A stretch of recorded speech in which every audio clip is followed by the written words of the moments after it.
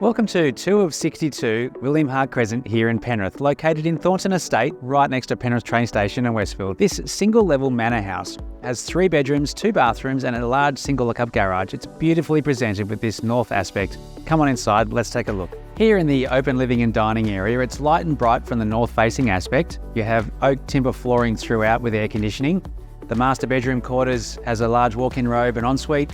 You've got plenty of storage with linen cupboard, internal laundry and pantry, and then you've got the 2 bedroom quarters that are carpeted with the bathroom and separate bathtub and shower. The custom designed kitchen features 40mm Caesarstone benchtops with a waterfall edge. What I love is the elevated built-in Westinghouse oven and microwave.